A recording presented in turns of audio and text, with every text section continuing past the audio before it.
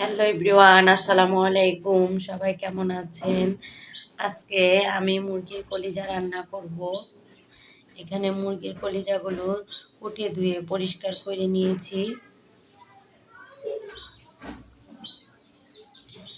আর এখন আমি মশলা করে নেব। মশলার জন্য নিয়েছি এলাচি, দারচিনি, তেজপাতা, 4-5টা শুকনা মরিচ, জিরা, গোলমরিচ। আর এখানে চুলা অন করে দিয়েছি। এখন আমি মশলাটা ফার্স্টে ভেজে নেব। দিয়ে দিচ্ছি শুকনা মরিচ, তেজপাতা, দারচিনি, এলাচ আর গোলমরিচ। আর এখন দিয়ে দিচ্ছি জিরা। হালকা করে আর কিছুক্ষণ ভেজে নেব।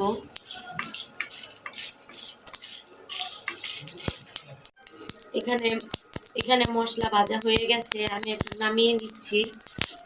এখানে কলিজাগুলো সিদ্ধ দিয়ে দিয়েছি। দিয়ে দিচ্ছি আদা রসুন পেস্ট, হলুদের গুঁড়া আর দিয়ে দিচ্ছি ভিনেগার।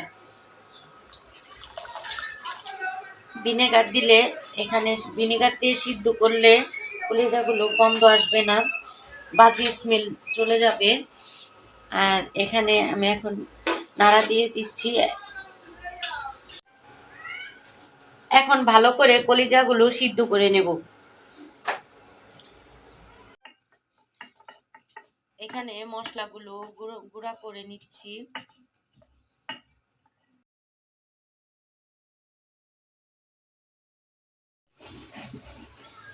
এখানে মশলাগুলো গুঁড়া হয়ে গেছে, এখন উঠিয়ে নিচ্ছি।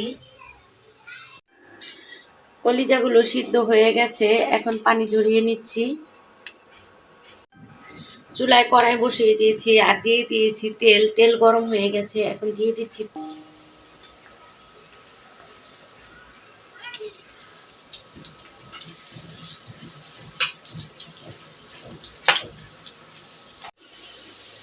এখানে পেঁয়াজ ভাজা ভাজা হয়ে গেছে, দিয়ে দিচ্ছি দারচিনি, এলাচ পেস্ট।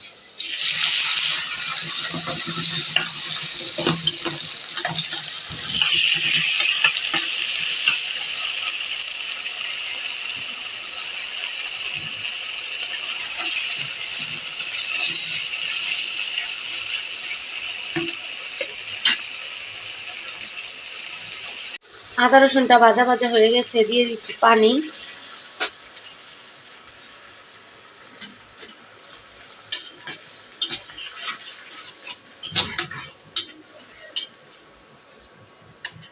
হলুদের গুঁড়া, মরিচের গুঁড়া।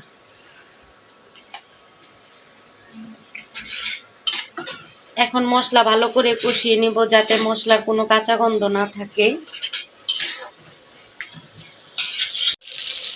দিয়ে দিচ্ছি স্বাদ মতো লবণ, আলু। এখন আলুগুলো ভালো করে কষিয়ে নিব।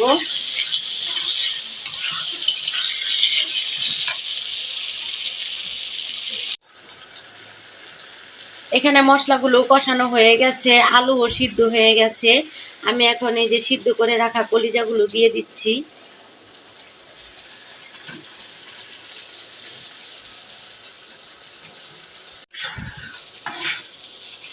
এখন কলিজাগুলো নেড়ে চেড়ে ভালো করে কষিয়ে নেব।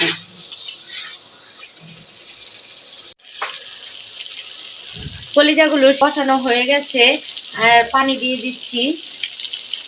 আমি এখানে গরম পানি ব্যবহার করেছি।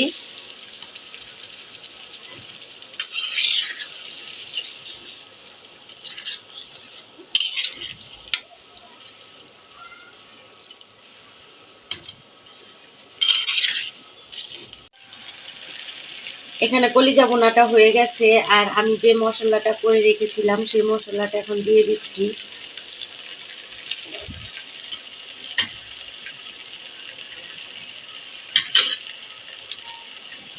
এখন ভালো করে নাড়া দিয়ে মিশিয়ে নেব।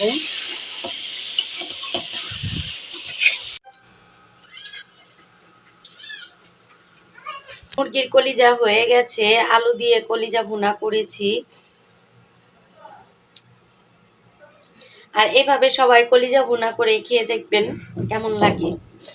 সবাই ভালো থাকবেন, সুস্থ থাকবেন। আল্লাহ হাফেজ।